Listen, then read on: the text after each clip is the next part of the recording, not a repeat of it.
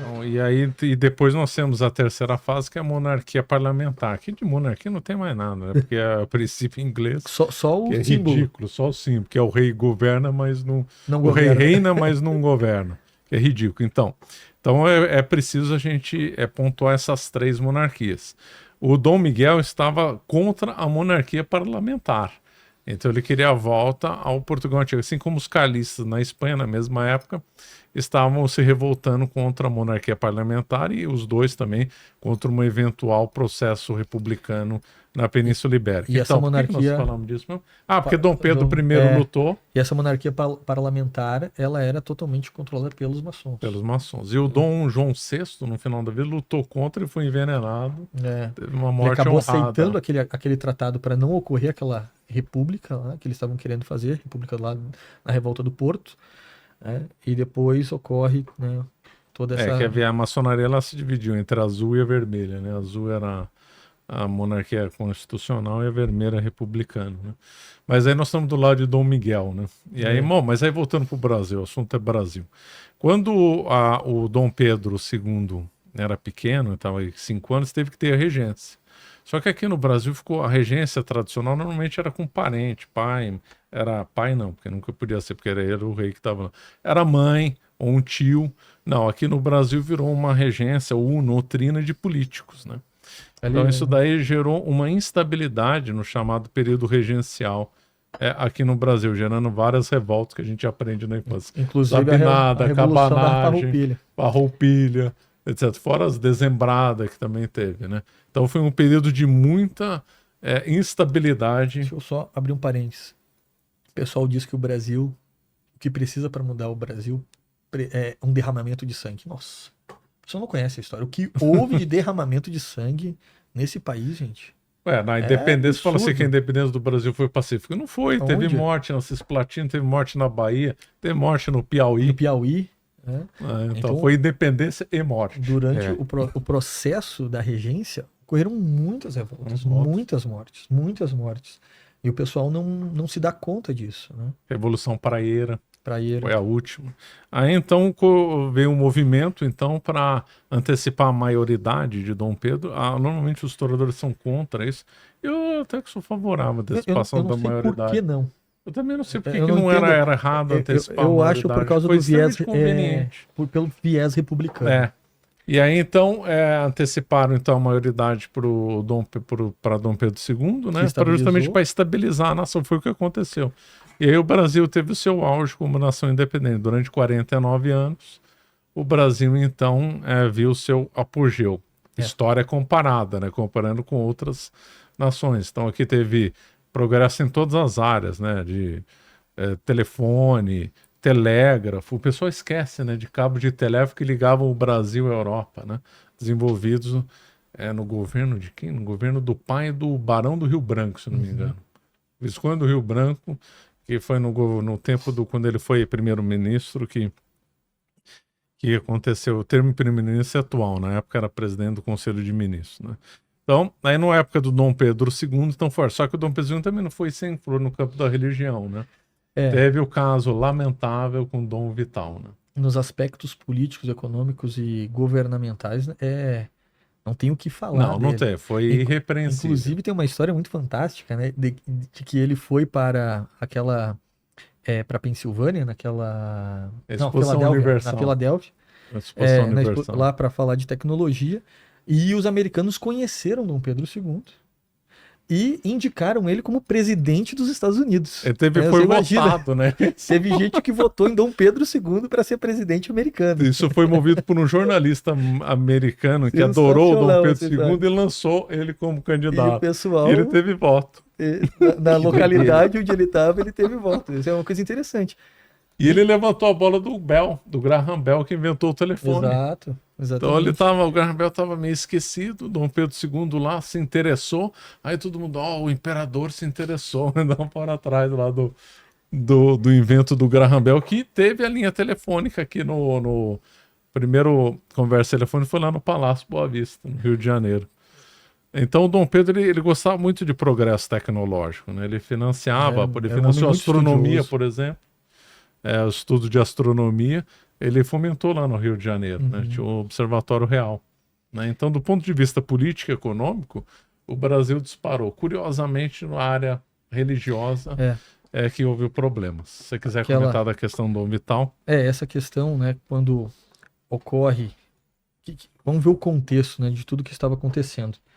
No século XIX, começa a surgir um movimento republicano muito forte em toda a Europa, guiado por princípios liberais e maçônicos, os mesmos princípios da Revolução Francesa que foram expandidos por toda a Europa pelo Napoleão.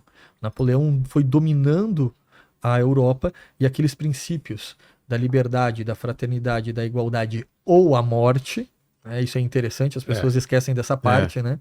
Ou seja, você aceita a minha liberdade, a minha igualdade, a minha fraternidade ou a sua morte. Tá? Então, esses princípios foram expandidos por toda a Europa. E, se eu não me engano, foram centenas de casas maçônicas que a Napoleão ele foi fundando ao longo do domínio que ele foi tendo dos territórios. Espalhou as mesmas ideias para tudo quanto é lado. Tudo que é lado. E aí, na Itália, surgiu um movimento republicano contra o Papa e contra toda a igreja. Inclusive, quem lutou nessa guerra republicana lá foi o desgraçado lá do Garibaldi, que lutou lá na Revolução Farroupilha. Agora os gaúchos vão ficar bravos comigo. Eu sou gaúcho também, mas digo com propriedade, o Garibaldi, olha, só atrapalhou todo o princípio do Bento Gonçalves. Bento Gonçalves, ele tinha um princípio apenas de lutar lá pela reivindicação da questão dos impostos e tal, e todo aquele princípio republicano foi dado pelo maçom que era o Garibaldi. O Bento Gonçalves era católico, não tinha esse pensamento. E o Garibaldi vai e luta lá na Itália com o objetivo de impor uma república totalmente laica e excluindo a igreja da sociedade. E nesse período, quem era o Papa era o Papa Pio IX. E o Papa Pio IX percebe toda essa movimentação e essa interferência política da maçonaria com esse viés de anticlerical, de retirar o papel da igreja, que era importantíssimo para a sociedade. A gente tem que pensar que todo o papel... Só um parênteses, 2 brasileiros lutaram do lado do Papa. Eu não me lembro... Um deles era de Guaratinguetá, o outro eu não lembro de onde era. Lá na Itália. Daqui, lá na Itália. Olha só, do lado não do Papa. Sabia disso. Não sabia. O rei do Brasil tendo 2 figuras. Olha só. E... Então, eles perceberam todo esse viés, porque a gente tem que pensar que todo o trabalho hoje assistencial que o Estado fornece era antes fornecido pela igreja, e muito melhor. Então, as escolas, os hospitais, porque hoje está voltando isso, né? O Estado não está chegando em muito lugar, que só a igreja está, né? Hoje ainda, o Estado não consegue chegar, por exemplo, nas clínicas de dependência química. Hoje o trabalho é totalmente da igreja. Dentro das prisões também, dentro né? Das prisões. E se não é a igreja, não tem nada. Não tem nada. Então, o trabalho social sempre foi da igreja. Então, a igreja, na participação social, foi muito importante. Só que o princípio dos iluministas franceses nós precisamos excluir a igreja da sociedade, porque desse modo nós vamos ter uma sociedade perfeita. Uma sociedade sem o controle político da igreja. Então nós precisamos extirpá-la. Então a maçonaria carbonara, que era a maçonaria lá dos Estados Pontifícios, lá do Vaticano, lá de Roma, começa a ter toda essa influência para diminuir o poder do Papa. Então os estados papais, que eram muito maiores do que o Vaticano, era uma faixa de terra que cortava a Península Itálica, lá de Roma a Ravenna. Enfim, começam a ser atacados, e aí o Papa escreve a encíclica... que fugiu o nome. Também não tô lembrando. Meu Deus. Sublimus Dei. Não vou lembrar agora. Enfim. Quiser ele pesquisa lá. A encíclica de Pio IX contra a maçonaria. Ele escreve a encíclica, né, e inicia-se uma pregação muito forte dentro da igreja contra a maçonaria. E isso chega até a Igreja do Brasil. E que vai ser também uma atuação dos bispos. E nós vamos ter aqui o bispo Dom Vital, do Recife, que vai ter uma atuação muito forte contra essa maçonaria. Só que a maçonaria, ela esteve muito presente em todo o processo de independência do Brasil, desde lá de José Bonifácio, com outros políticos que vão estar dentro da formação do país. Então haviam muitos maçons dentro dessa organização, que se viram atacados a partir disso.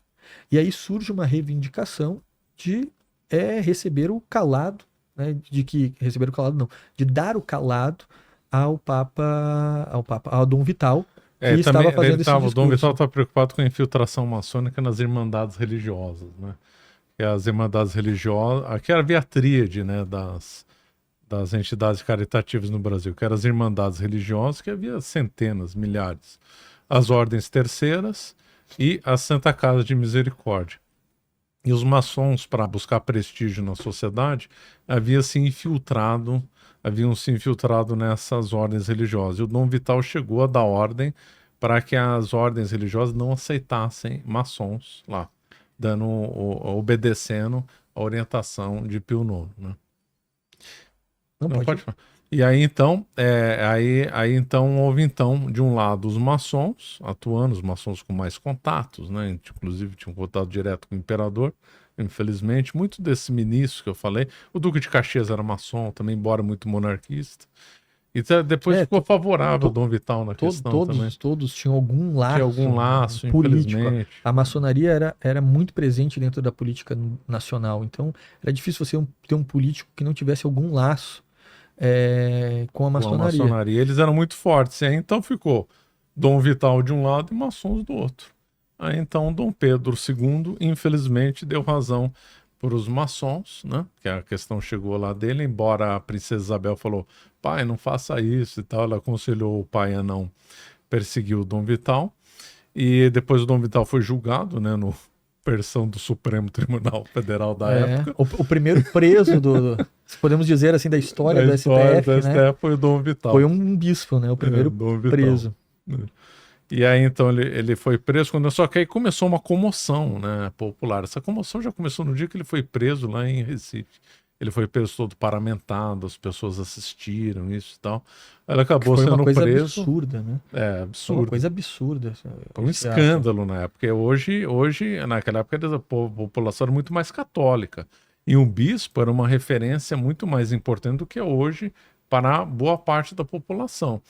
Então, ver Dom Vital sendo preso, amando pelo imperador, então foram duas coisas. Chocou e depois começou a ficar uma coisa contra o imperador.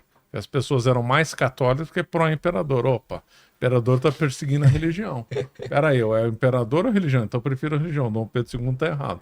Começou a ter animosidade contra o Dom Pedro II. Dom Pedro II chegou a voltar atrás, teve uma crise política. O Dom entrou em cena o Duque de Caxias. O Duque de Caxias falou, eu assumo o controle do país desde que Vossa Alteza, eu não lembro as palavras exatas dele, perdoe o Dom Vital. Aí o Duque de Caxias entrou na questão, ele era o número 2 do Brasil, o único duque que não era da Casa Real, era o Duque de Caxias. E aí o Brasil acabou sendo pacificado em termos, né? Porque essa animosidade nunca deixou de morrer totalmente, foi uma das causas do fim do Império. O fim do Império teve 3 causas, que é a causa religiosa, militar e a econômica ligada à aristocracia rural. Mas...